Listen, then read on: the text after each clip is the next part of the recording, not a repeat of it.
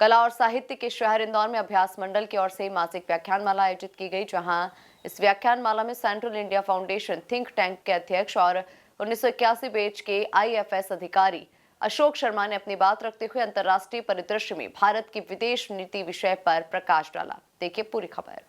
अभ्यास मंडल की ओर से आयोजित मासिक व्याख्यान माला में central India foundation think tank के अध्यक्ष और 1981 बैच के IFS अधिकारी अशोक शर्मा ने अपनी बात रखते हुए कहा कि विदेश नीति की सफलता के लिए जरूरी है कि भारत अपने व्यापार को समृद्ध बनाए।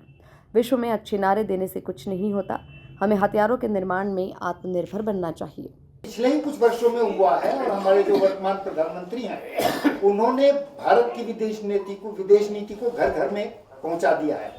तो ये बहुत बड़े क्रेडिट की बात है कि पिछले कम से कम 5-6 साल में तो घर घर में विदेश नीति की चर्चा होती है और लोग चिंता करते हैं कि शायद विदेश नीति का भी देश के विकास पे, देश के व्यापार पे और जनजीवन पे प्रभाव पड़ता है।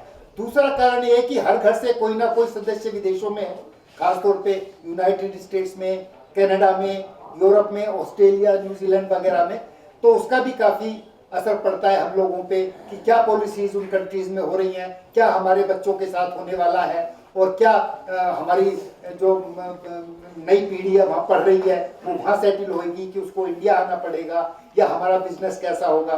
क्योंकि हमारी अभी जो ग्रोथ है वो काफ़ी हद तक डिपेंडेंट है फॉरेन ट्रेड पे। एक ज़माना था कि foreign trade was irrelevant to us, लेकिन आज की तारीख में फॉरेन ट्रेड का एक बहुत बड़ा हिस्सा है, माने जो हमारी GDP का बहुत बड़ा हिस्सा फॉरेन ट्रेड में शामिल है, चाहे वो इंपोर्ट और एक्सपोर्ट हो।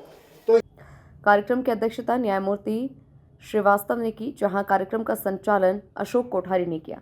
अतिथियों का स्वागत वल्लभ भाई पटेल, शिवाजी मोहिते, चंद्रशेखर बोबरा ने किया। अतिथि को स्मृति चिन्ह पूर्व राज्यपाल न्यायमूर्ति VS कोगजे ने भेंट किया। अंत में आभार प्रदर्शन अभ्यास मंडल के अध्यक्ष रामेश्वर गुप्ता ने किया। शहर के विचारों के प्रवाह को बढ़ावा देने की उद्देश्य से अपनी ग्रीष्मकालीन व्याख्यान माला के साथ अभ्यास मंडल मासिक व्याख्यान भी करता है। हम मासिक व्याख्यान में भी एक से एक विद्वत लोगों को बुलाते हैं और आज पूरी सबकी नज़र अमेरिका, यूक्रेन वॉर और हमारे पड़ोसी देशों से जो भी बिगड़े संबंध हैं, तो भविष्य के लिए देश चिंतित है। हमने उसी देश से 1981 के इंडियन फॉरेन सर्विस के कॉम्पिटिटिव एग्ज़ाम में पूरे ऑल इंडिया में नंबर 10 आने वाले ऐसे विद्वत अशोक शर्मा जी को इंदौर में व्याख्यान देने के लिए बुलाया है।